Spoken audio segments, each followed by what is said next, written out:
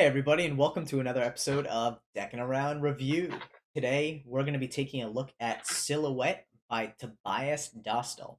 But before we jump into it, make sure to like the video and subscribe to the channel.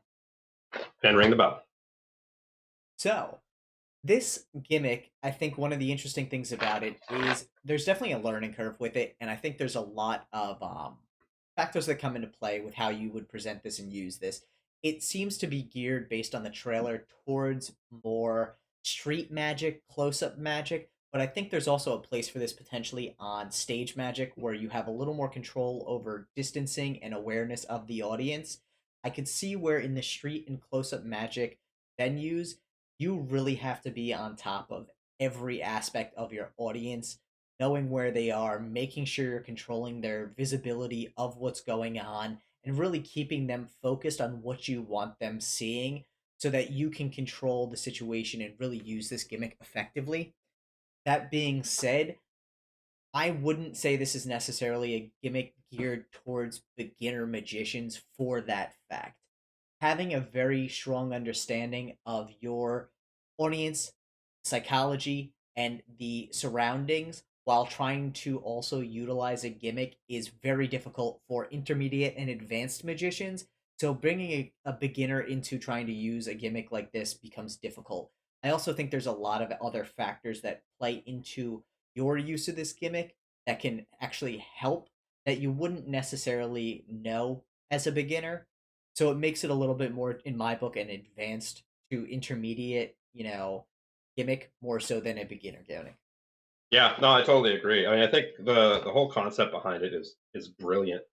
And just like any trick, sleight, whatever it is, you definitely have to manage your audience, and it doesn't change with this. I think um it can definitely be done, like you said, in street magic, but for me, I would be more confident, as a beginner, I would be more confident in more of something like stage because of the distance, Yeah.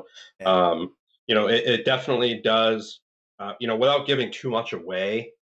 The cool thing about it is the design of this concept really automatically helps you with management of the audience. I don't know if that makes any sense. I mean, obviously, if people know about it and purchase it, that'll make total sense. So it is designed to help in that way, where the audience is kind of um, focusing, let's say. Yeah, absolutely. I really do think, Tobias took this gimmick and brought it to a whole new level for whether it be street magic or stage magic. Just the audience interaction aspect of this is absolutely stunning. You can see it in the trailer. He really took this to a level that was above and beyond what I think anyone would have expected with something like this gimmick. Yeah, the amazing thing is you don't need to use your phone. You can use somebody else's phone. It comes with 12 Effects.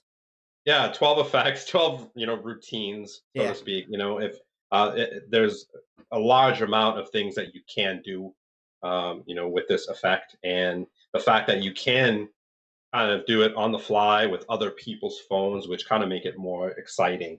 Yeah. You know, they don't think anything's tampered with if you do it that way. Yeah. I definitely think, the creativity around this and what you could actually use it for is really only limited by how far you're willing to work this into a routine. The